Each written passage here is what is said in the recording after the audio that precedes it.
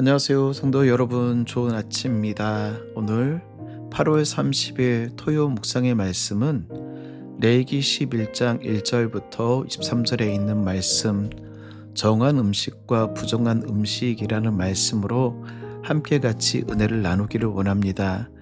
레위기 1장부터 10장까지는 하나님의 백성이 어떻게 하나님 앞에 제사를 드려야 하는지, 예배를 드려야 하는지를 보여줬다라고 하면, 11장부터 15장까지는 이제 하나님께 예배드리는, 제사드리는 하나님의 백성이 어떻게 생활해야 되는지를 우리에게 알려주고 계시죠. 특별히 레위기 11장은 음식에 대한 법입니다.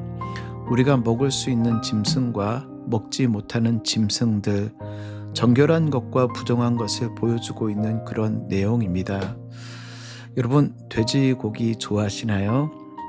사실 저도 며칠 전에 돼지고기를 맛있게 구워 먹었습니다. 그런데 그 음식을 먹으며 이런 생각이 드는 겁니다. 성경의 돼지는 부정한 짐승인데 우리가 먹어도 되는가? 먹으면 안 되는가? 사실 어떻게 보면 이 시대에 우리가 지키기에 어려움이 있고 또 힘든 부분도 있고 이해되어지지 않는 부분도 있습니다. 그러나 분명히 하나님께서 우리에게 이 법을 통하여 우리에게 주시는 영적 교훈이 분명히 있을 것인데, 오늘 2절은 이렇게 시작하고 있죠. 이스라엘 자손에게 말하여 이르라. 육지의 모든 짐승 중 너희가 먹을 만한 짐승은 이러하니, 너희가 먹을 수 있는 짐승과 먹지 못한 짐승을 크게 정결한 것과 부정한 두 가지의 카테고리로 짐승과 물고기, 새와 곤충으로 나누어 우리에게 말씀하고 있죠.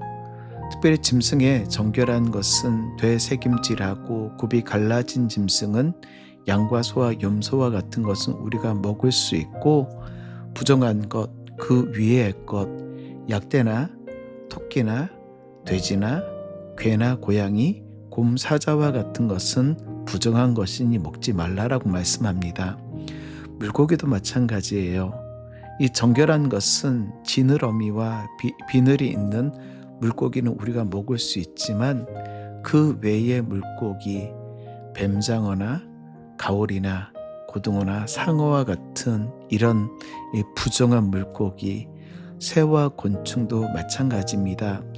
그럼 이러한 기준은 어떻게 나눈 것일까요? 그리고 이것을 어떻게 해석하고 어떻게 적용해야 될까요?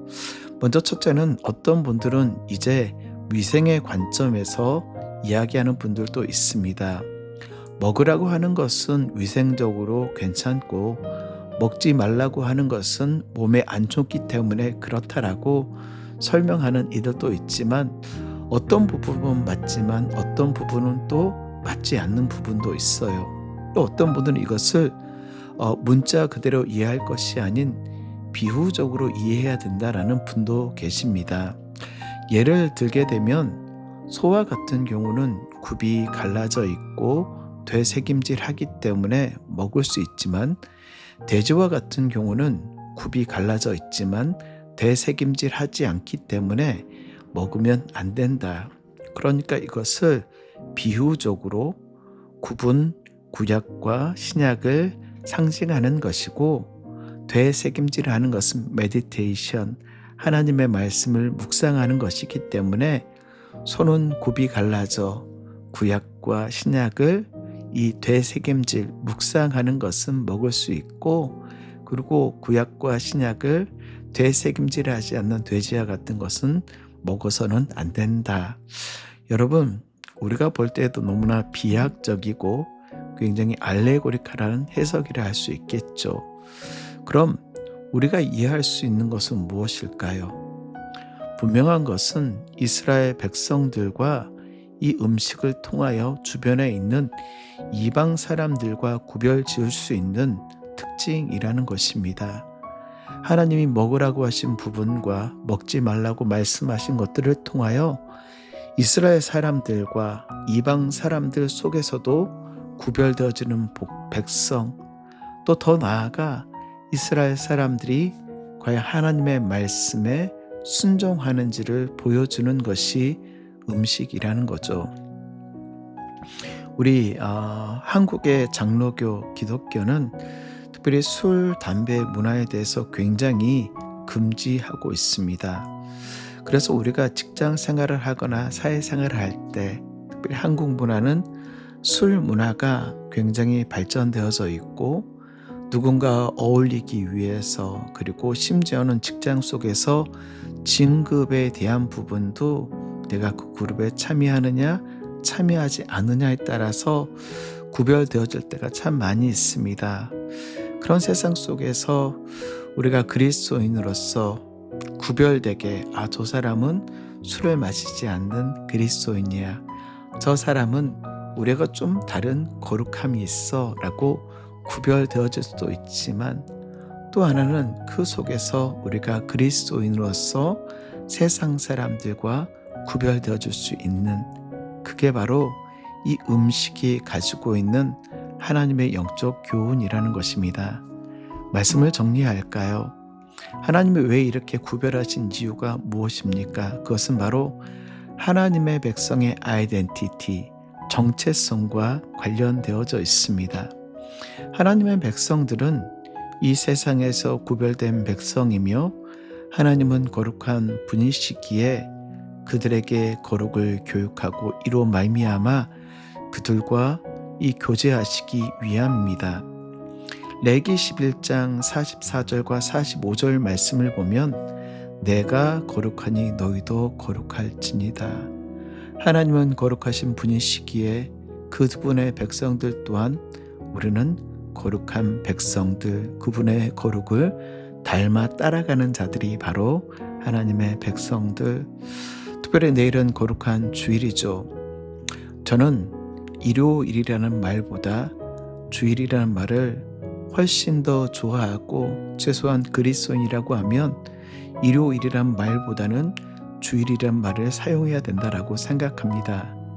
이유는 일요일은 모든 세상 사람들이 보내는 날, 안식하고 쉬고 평안함을 누리고 가족들과 시간을 보내고 다시 한번 회복하는 시간이라 한다라고 하면 주일, 로드데이, 주님의 날, 세상 사람들은 가족들과 보내는 시간으로 끝내버리고 자기 취미 생활하는 것으로 끝내버릴 수 있지만 우리는 로드데이, 주님 앞에 나와 예배 드리는 날이기에 주일이라는 말을 훨씬 더 좋아합니다.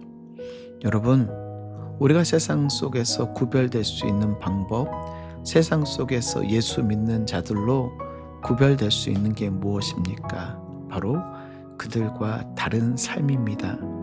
아마 이스라엘 백성들은 음식 하나를 대할 때마다 이게 정한 음식인지 부정한 짐승인지 끊임없이 고민할 것입니다.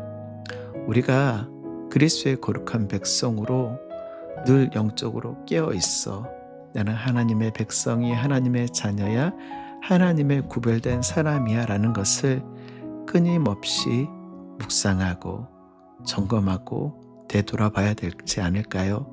사랑하는 성도 여러분, 내일은 특별히 주일입니다. 주님 앞에 거룩함으로 나아가는 저와 여러분 되시길 주의 이름으로 축복합니다.